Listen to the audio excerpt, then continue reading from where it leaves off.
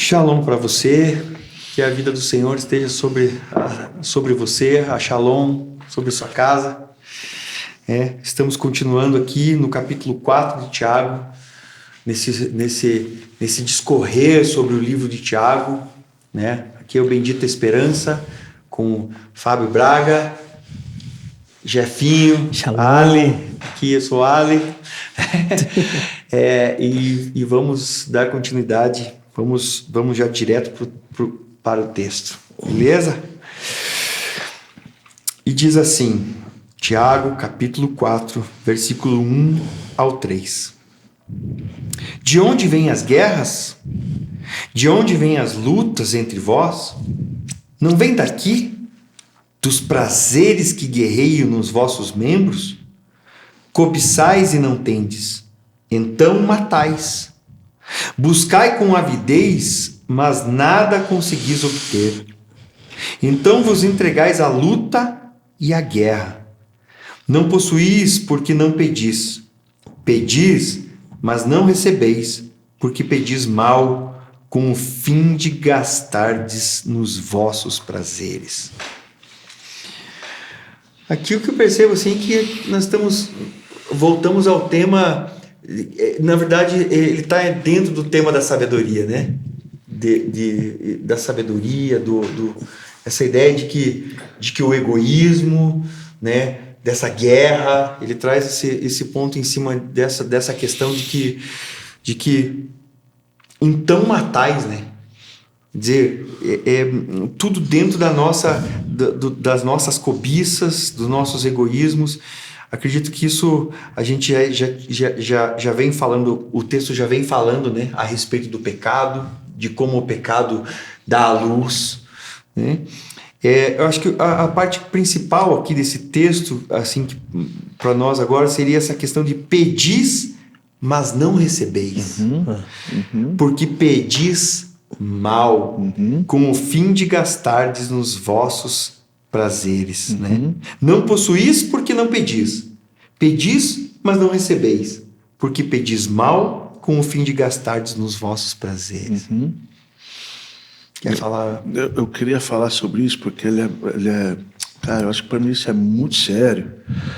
Porque o Senhor, em todo momento, Ele nos ensina a pedir. Mateus capítulo 7, então vai escrever isso assim: pedi e dá-se-vos-á, buscai e encontrareis, batei e abrir-se-vos-á. Porque é todo aquele que pede, recebe. Sim. Mas o que nós vamos pedir? Então Lucas, ele escreve para nós algo, né? Mateus, ele não retrata isso, né? Marcos também pincela, mas ele também não fala. Mas Lucas, ele escreve, ele fala assim: se vós, sendo maus, sabeis dar boas coisas aos vossos filhos, quanto mais o vosso Pai Celestial vos dará o Espírito para aquele que lhe pede. Uau, então eu penso assim, então há um pedido que a gente tem que pensar, porque aqui ele está falando, nós não recebemos muitas vezes porque a gente pede coisas para gastar com os nossos prazeres. A gente pede recursos, a gente pede que a nossa empresa vai bem para a gente gastar, comprando coisas, carros, isso, barará, barará. A gente pede para o nosso ministério prosperar, porque você também vai gastar com o seu prazer, você vai querer ser visto, é só um prazer seu de mostrar uma soberba. Né? Mas então aí a gente não recebe. Então eu falo, o que nós temos que pedir? Por que a gente não começa a pedir literalmente para que o Senhor nos dê uma porção maior do Espírito Santo? Nos dê mais compreensão do Espírito, nos dê mais inteligência do Espírito, nos dê mais a palavra que o Espírito tem para nos ensinar, como Paulo fala em 1 Coríntios capítulo 2, ele vai falar assim: o Espírito Santo tem palavras que nos ensina. Por que a gente não pede isso? O Pai quer dar isso. O Pai quer dar o Espírito. Então assim, querido, tome cuidado. Nós, assim, tomar cuidado com os prazeres que está dentro de nós. Avalie isso, cara. Seja um cara que assim, avalie o seu interior. Seja verdadeiro com você, com o que está dentro do seu coração. E perceba essa questão também assim de que num determinado nível de fé, de maturidade, é difícil para as pessoas não pedirem coisas, né? Elas querem.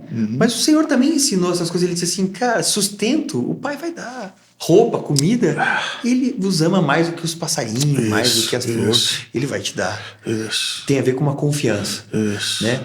E as demais coisas, o que ele diz? Ele diz assim, cara, buscai em primeiro lugar o reino e as demais coisas lhe serão acrescentadas. Então, também nos ensina um padrão, né? De que as coisas que são para serem acrescentadas vão ser acrescentadas. Desde que você primeiro faça aquilo que o reino necessita. A busca do reino e da justiça. E no terceiro ponto, o Salmo 23, ele assim, a tradução, ela enfraquece o texto. O Senhor é o meu pastor e nada me faltará. Parece que a gente só está pensando nas coisas, né? O Deus supermercado vai me dar tudo o que eu preciso. Né? E o sentido mais profundo do texto, o sentido assim, bem ao pé da letra, né? Roei, Yahweh Roei, quer dizer, Yahweh, meu pastor. Ele está dizendo assim, Yahweh meu pastor, não faltará. Loexar, não faltará. Ele não faltará. Cara, se o Senhor, se eu estou vivendo um plano, se eu estou vivendo o plano de Deus, se eu estou vivendo esse propósito, eu estou em Deus, cara, tudo que for necessário para a vida e piedade já foi dado. Eu só vou me apropriar dessas coisas. Então, eu nem necessito ter desejos meus. Né? Então, ou eu saio vivendo a minha vida e faço do jeito que eu quiser. Ou eu espero que todas essas coisas, que esse plano simplesmente aconteça porque estou alinhado com Deus. Né? É essa ideia assim, de que se tiver que pedir, você vai pedir segundo o Espírito que você está. Isso. Né? Isso. Não está pedindo para você. Isso. Né? Isso. Então, é essa coisa assim que se fala que vai em oposição a essa ideia de que o homem é o centro e Deus está nesse mundo para me servir, né? Ao invés do contrário, de que o plano é dele, eu sou dele, o propósito é dele, a maquete é dele, os desígnios são dele, e ele está desde a fundação do mundo promovendo tudo. Ele colocou um plano em marcha que ele vai realizar. Estarei eu ou você, nós estaremos nesse plano? Estaremos dentro? Estamos encaixados nisso? Somos as peças desse quebra-cabeça, dessa montagem? Ou estamos vivendo nossa vida? Eu penso que, tipo assim, aqui no versículo 2 já começa denunciando um modo, né? Ele fala bem assim, você sabe por que vocês não conseguem? Porque vocês cobiçam. Então ele vai denunciando um modo, entendeu? Você sabe por que vocês não obtêm? Porque vocês buscam isso por meio de matar e da inveja. Você sabe por que tipo assim, vocês não tendem o que vocês pedem? Porque vocês fazem guerras. Então, tipo assim, ele vem denunciando um modo. Sabe? Ele fala bem assim, cara, você não tem porque você cobiça. O modo que você tem para conquistar as coisas é cobiçando. Sabe por que você não obtém coisas? Porque o modo que você usa para obter coisas é através da inveja. E você faz guerra para ter coisas, por isso que você não tem. Agora, aí ele vem e fala assim, vocês não pedem, não recebem, por quê? Porque vocês estão pedindo de modo errado, cara. Então ele está falando de um modo. E isso tá, tem um modo correto. Tem um modo correto. Porque ele fala assim, aquele que estiver em mim e eu estiver nele, esse é o modo. E é interessante que essa coisa do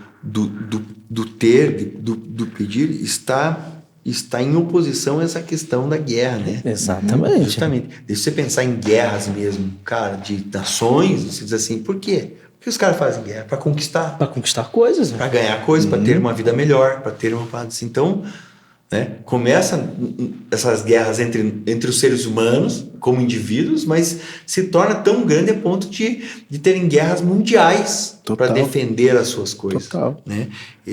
Cara, muito louco. E a solução para isso, ele diz assim,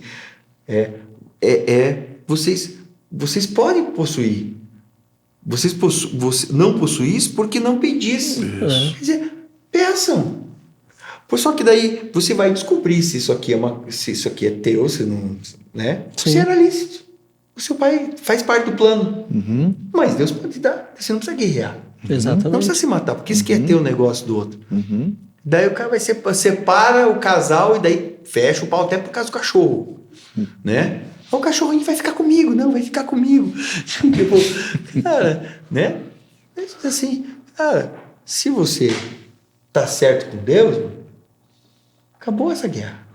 E às vezes a gente faz guerra até com Deus, né? Você tem que me dar. Você tem que fazer. Eu tenho direito. Torcendo o braço de Deus, né? Eu tô aqui jejuando e você não está me respondendo. Né? Cara, demais. Que loucura, né, mano? Que loucura. Demais. Adúlteros, versículo 4.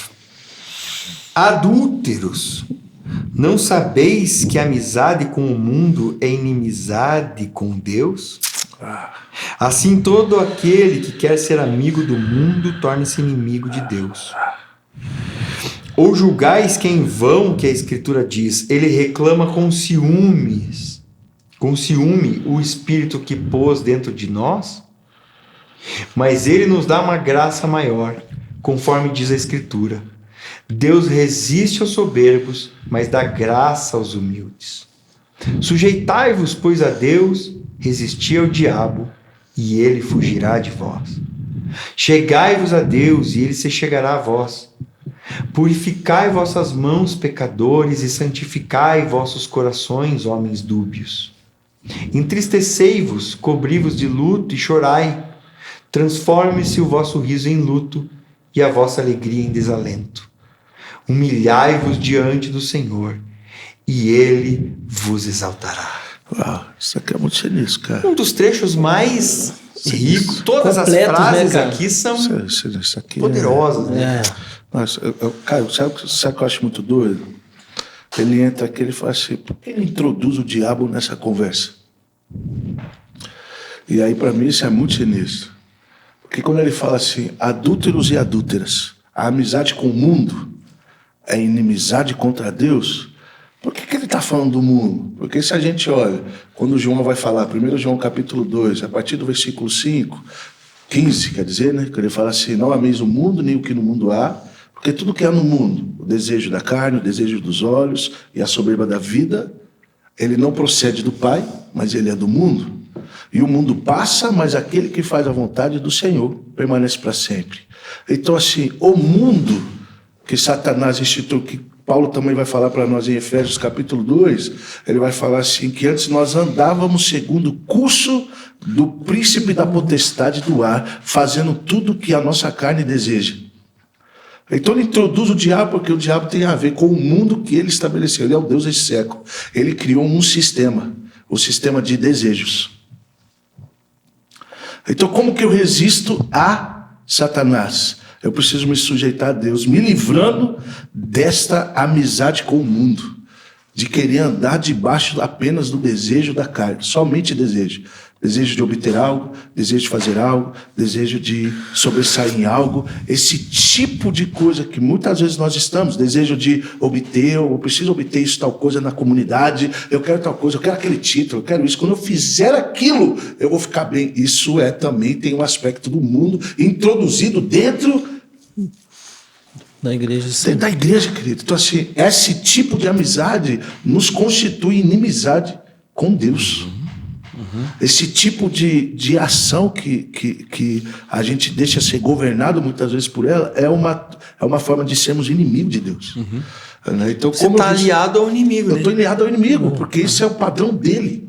Isso é a forma dele de governar o mundo com uma realidade de domínio. Tanto que ele vai falar, Paulo fala em Efésios 2, ele fala assim, ele domina, o príncipe da potestade do ar domina sobre os filhos da desobediência. Exatamente. Então isso é uma desobediência. Ser guiado pelos desejos é uma desobediência contra Deus, cara. Uau, isso para mim é muito Você pensa uma pessoa dizendo assim, cara, eu sou de Jesus, cara, mas eu vou na igreja. Mas ela é a amiga do mundo. Se ela é amiga do mundo. Ela é inimiga cara, de Deus. O funcionamento dela se assemelha ao funcionamento do inimigo de Deus. Isso é doido. Né?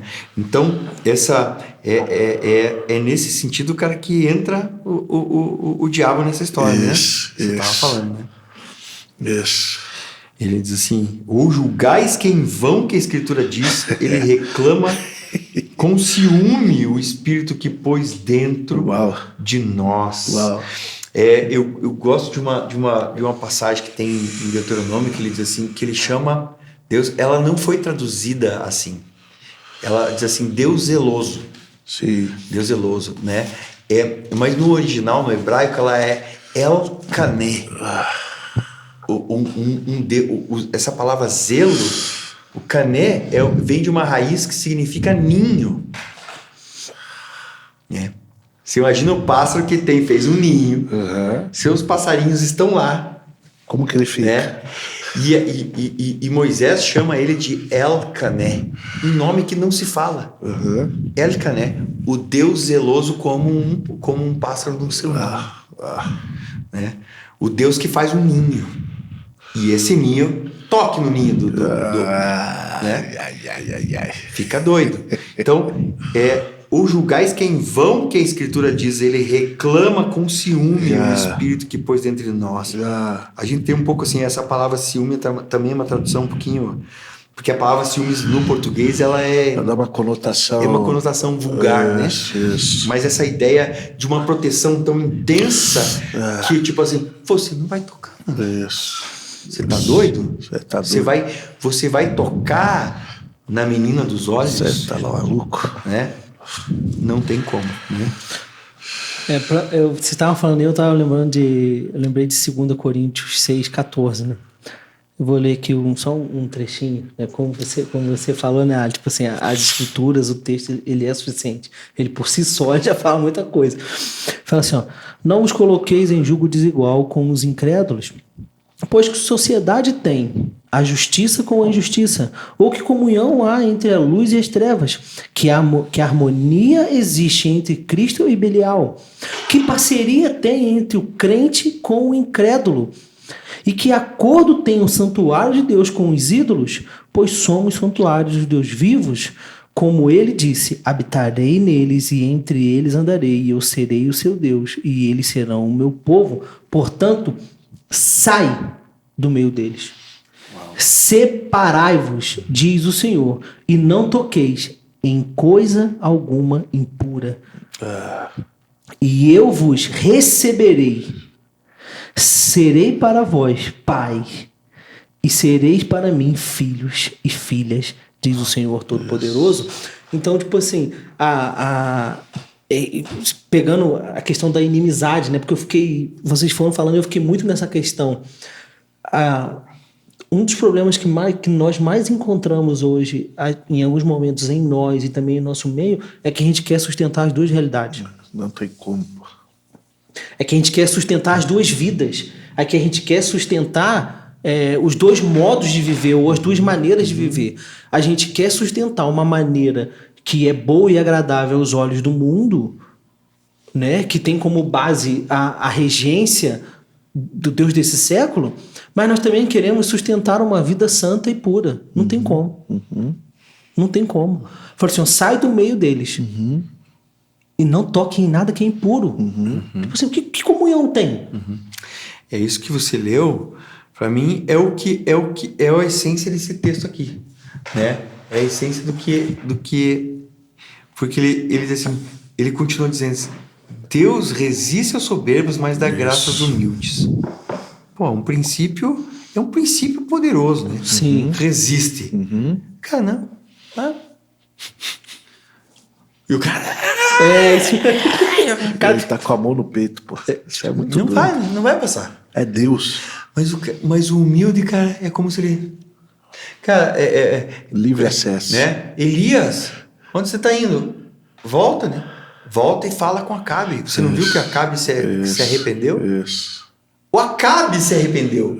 O rei um dos mais tralha que já... Mais perversos, né? Israel, mais perverso, mais idólatra. Fez pior do que o pai dele. Cara, Cara, mas quando ele se arrepende, Ele se humilha. quando ele se humilha, o Senhor modifica a sentença. condenação, a sentença. Né? Então, Deus dá graça aos humildes. Né? Deus não dá poder, não dá exaltação, não dá coisa para os que se elevam, para os que são esforçados, para os que são super fé, não, aos humildes, aos que se humilham. Né? Esse é doido. E essa questão de colocar Deus, de que, cara, são tantas escrituras, isso está em todas as páginas, de colocar Deus em primeiro. Tá. Que ele é esse Deus zeloso, que ele que está dizendo assim, cara, tira a impureza. Fica só comigo, deixa só eu ser o teu Deus. Que eu sou, eu sou Elohim, não há outro. Não há outro como eu. Né? Então, sujeitai-vos, pois, a Deus, resisti ao diabo e ele fugirá de vós. Você se ponha debaixo desse Deus que é único, cara. Em primeiro lugar, sua vida tá arrebentada, tá confuso, não sabe para onde que vai. Cara, você já tá medindo boleto por peso já, de tanto que tem já. Cara, tá tudo vacalhado, é doença, é tipo coisa. Sujeitai-vos a Deus. Sujeite-se a Deus. Sujeita, entrega. A entrega é algo poderoso, né? Demais. Cara, porque essa é uma palavra hoje odiosa no nosso contexto, sujeição. Ela é odiosa. As pessoas não querem ser sujeitas a ninguém. A ninguém. E não tem como. A resistência ao príncipe da potestade do ar, a resistência ao Deus deste século, ele começa com uma vida de sujeição a Deus. Então, assim, nós não podemos pensar que a gente acha que pode viver a vida que queremos, né? Tem que ser uma vida de sujeição, submissão a Deus. E automaticamente, se ela é a Deus, ela inclui pessoas, querido. Não tem como não incluir, mano. O Senhor tem a sua hierarquia. Não tem como não incluir, não, mano. E isso é muito doido. Porque a gente fala, tá doido, eu vou me sujeitar às pessoas, eu vou me ensinar. Não tem como, querido. A sujeição a Deus, ela inclui pessoas, cara. Ela inclui. Então não pense na tua mente que você acha que você está submisso a Deus, você não deve satisfação a ninguém. Isso não é sujeição a Deus. Não, irmão, mas eu sou a igreja. Não, aí piora as coisas. Mas é engraçado, tipo assim como o texto fala assim, cara, como você pode falar que você ama a Deus se você não ama o irmão que você vê? Não tem como. E de uma certa forma, acaba que essa questão da sujeição também serve. A gente pode usar esse texto como não sei se nós podemos fazer isso, mas enfim, a gente pode fazer essa analogia, tipo assim, se eu não me sujeito a você, então eu sou mentiroso quando eu falo que eu me sujeito a Deus. Não tem como. Total. O princípio é o mesmo. O princípio é o mesmo. Não tem como, entendeu? E é interessante que aquele que falou bem sim, aí vem o príncipe. E não tem nada dele em mim. Foi o mesmo que lá na frente falou bem assim, foi o mesmo que falou assim, cara, que passe de mim esse cálice, mas contudo não seja feita a minha vontade, a sua. Por isso a questão da sujeição. Isso. Então, tipo assim, quando nós nos sujeitamos a Deus, quando nós nos sujeitamos a Cristo, nada deste mundo vai ter em nós. Quando o fato de eu me sujeitar a você, entendeu? Tipo assim, isso só prova, ou melhor, isso é evidência do quanto eu me sujeito a Deus. Por isso não tem problema em me sujeitar a você. Mano, você pensa, o Filho de Deus se sujeitou a João Batista, um profeta, né? O último de uma linhagem, o maior nascido de mulher. Né? O Filho de Deus se sujeitou a homens ímpios. Sim. Ele se entregou nas mãos de ímpios, cara. Ele sujeitou a bolsa do dinheiro ao traidor. Ao ladrão. Ele sujeitou a administração da igreja na mão do traidor. Era a igreja dele. Isso. Cara, e a gente não quer sujeitar. As pessoas não se sujeitam, não se sujeita a ninguém. Isso. A mulher não se sujeita ao marido. Os filhos não se sujeitam à mulher, nada. nem ao pai. O pai não se sujeita a Deus, não se sujeita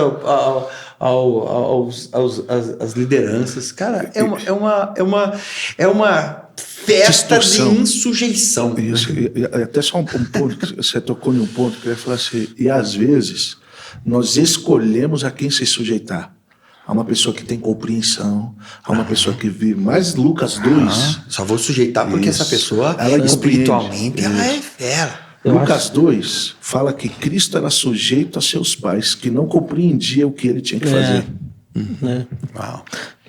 Então, Cristo era sujeito a pessoas que não compreendiam. Porque quando ele falou assim, vocês não sabem que eu tenho que cuidar das coisas do meu pai, eles não compreenderam o que Cristo estava falando. E ele subiu porque ele era sujeito. Então, muitas vezes a gente escolhe, não, a sujeição tem a sua... Assim, é aqui, ó. Até um determinado ponto, querido, você que está ouvindo aí, você precisa se submeter aos seus pais. Submeta. Isso. Você tem que submeter, Isso. cara. Isso. Ah, mas eu não. Você não está autorizado ainda por Deus a fazer o que você quer. Você precisa de sujeição. Isso. Né? Se você quer, porque é muito interessante esse versículo, que ele fala assim, logo depois que ele se sujeitou, o versículo seguinte fala, e crescia Jesus em graça, Sabedoria e estatura diante de Deus e diante dos homens. Se você quer crescer, a chave é sujeição. Mulher, sujeita seu marido. Sujeita, cara. Cara, é um princípio de Deus, Isso. cara. Isso. Né? Experimente viver o princípio Isso. e receber a bênção do princípio. Sinistro demais. Isso foi Deus quem fez, cara. Sinistro Deus demais. tem que ser assim. Cara, esse é o ponto. Yeshua dizendo assim: não. Eu tenho que ser batizado por você, João. Eu vou me Esse é sujeitar. sinistro demais. Eu tenho que me sujeitar. Vamos sujeitar a toda a justiça. Isso é sinistro demais. Poderoso. E só lembrando de um versículo que eu nem vou comentar, não, só vou ler só. Efésios 5:21. Sujeitando-vos uns aos outros no temor de Cristo. Isso. Antes de você ler o versículo 11, você vai para tipo 11, né? Eu só queria trazer só um pouquinho que ele fala assim, ó, chegai-vos a Deus e ele se chegará a vós. Eu queria trazer esse aspecto assim, limpai as mãos. A importância, querido, não tem como, precisamos de limpeza. Porque como diz o salmista 24, né, quem subirá ao monte do Senhor? O que tem mão limpa e um coração puro. Precisa de limpeza. Isso. Essa questão de que falando escatologicamente agora um pouquinho, né? De que tem uma marca na mão e uma marca na testa. Queridos, cara, esse símbolo não precisa ser real, ter uma coisa física. Vai ter uma coisa física. Mas ele significa a sua ação e o seu pensamento. A sua mentalidade. Isso já está sendo falado desde Deuteronômio. Guardarás os meus mandamentos, amarrarás na tua mão, terás junto de você e na tua testa. O que o inimigo vai fazer lá no final, como é sempre espelhado. Tudo que o inimigo faz é espelhado no reino de Deus. Cara, é fazer essa mesma coisa. É produzir uma ação que seja apenas humana. Uma mentalidade que seja apenas humana. Lembra? O número 6 é o número do homem. É a humanidade no governo pleno.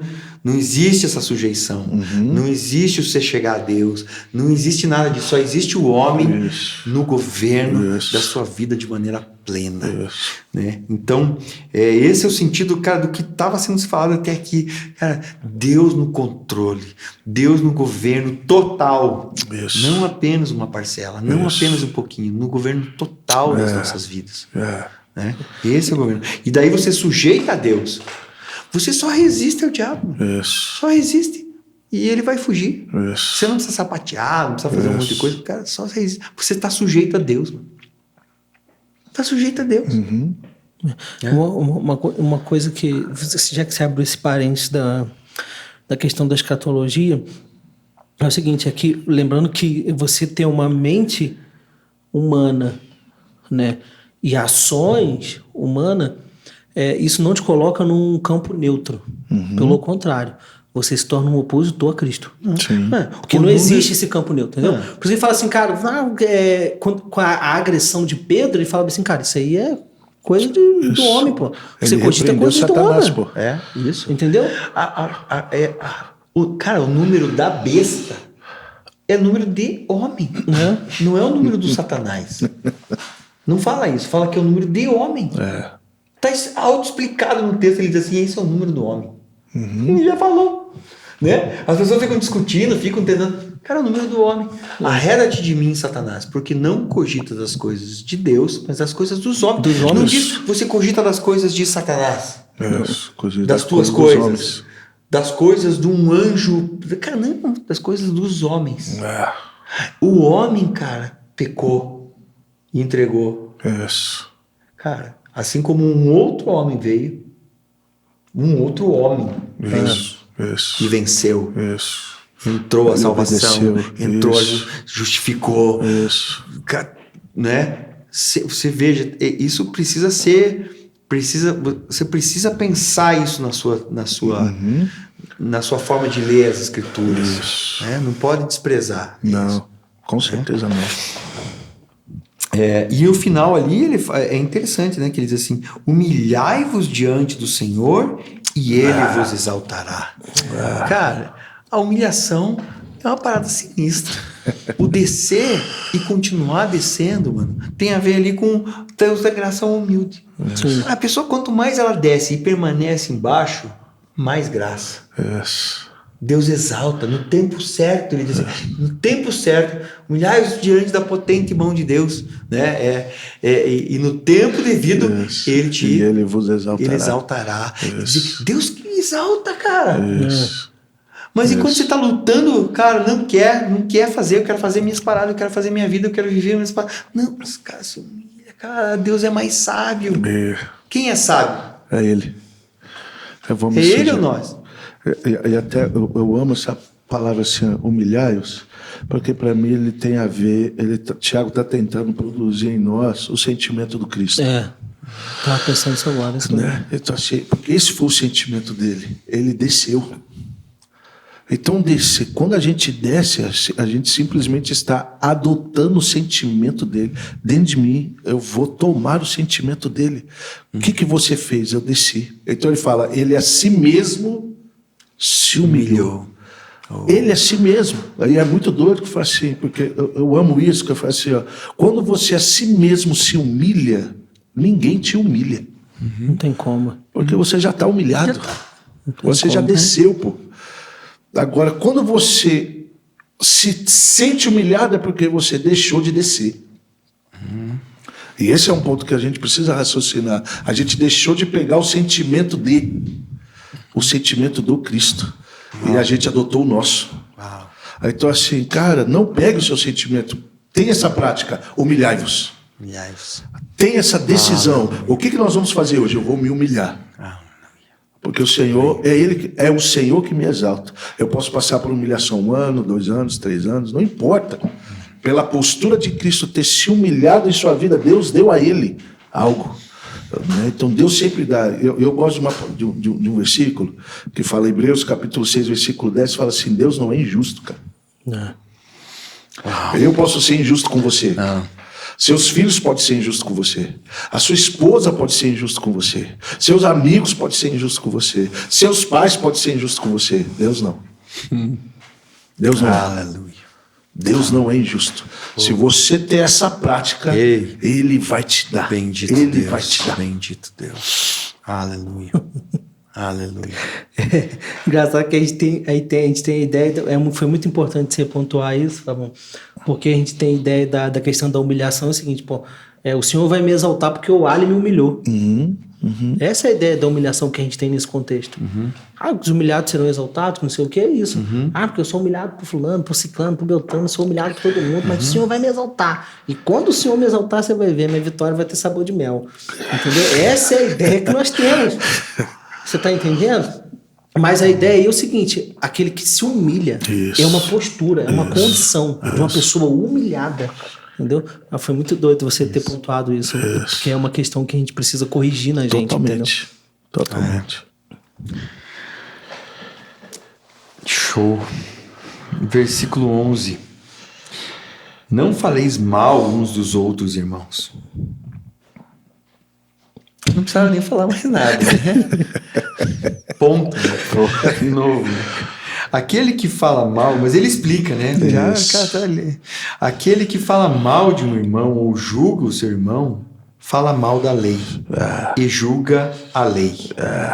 Ora, se julgas a lei, já não praticas a lei, mas te fazes juiz da lei. Lembra que aqui tudo é Torá, né?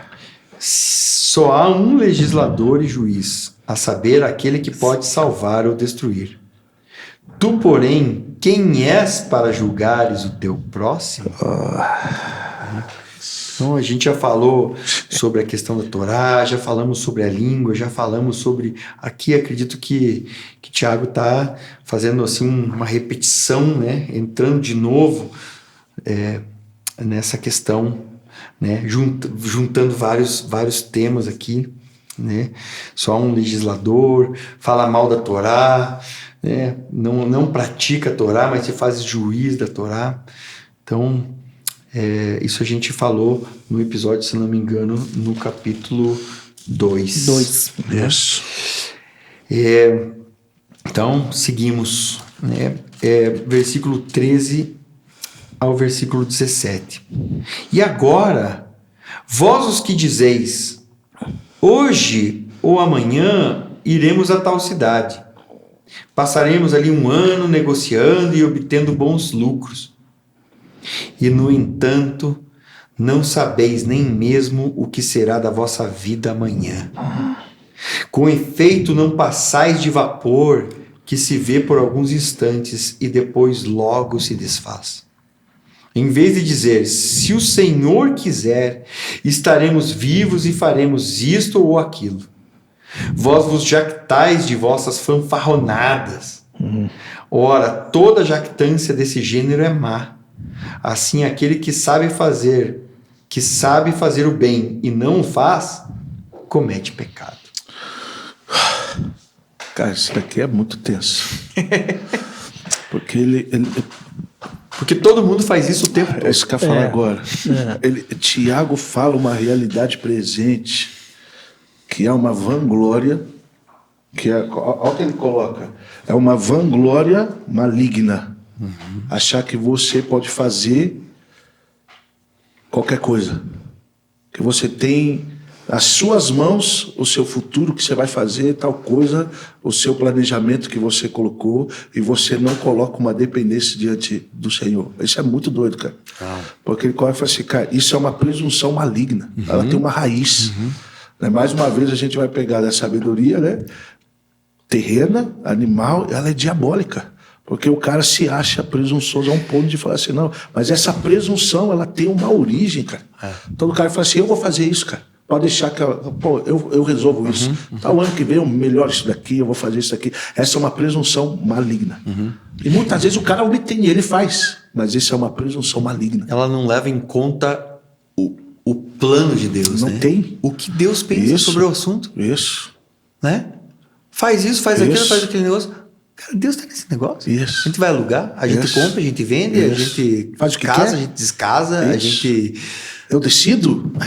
Porque o doido que para mim que faz assim, olha só, mais uma vez, às vezes a gente vai olhar isso e a gente fala, uau, maneiro isso, hein? Olha qual cara ali, a gente quer se espelhar em alguém que tem uma vanglória maligna. Terrível. Terrível. Isso é muito doido. E você vê, você manifesta uma fé quando você diz, se Deus quiser, nós vamos viajar, estamos indo para tal lugar, né? Tá tudo certo. Querido, se Deus quiser, se o Pai quiser, Isso. se o Pai tiver, cara, se quiser e permitir, aí, né? ele pode mudar no dia. Nós acordamos e falou, nós não vamos. Cara, eu percebi. Tava tudo planejado. Tava, mas por que não vai? Porque, cara, Deus não quer, pô. Eu me lembro de um episódio que Paulo diz assim que ele queria pregar o evangelho na Ásia. E o Espírito. O Espírito, cara, Ele queria cumprir com o mandato de Deus de evangelizar as nações. Esse era o chamado dele para os gentios. O Espírito não deixou. Mas o Espírito não deixou, cara. Não deixou. Cara, não era a hora. Isso, esse é muito doido. Não era o que tinha que ser feito. Isso é muito doido. Você vai para Macedônia. Né? Você vai, cara, decidimos um outro caminho. E ali tinha um plano de Deus que se realizou poderosamente. Isso é muito doido, amigo. Né?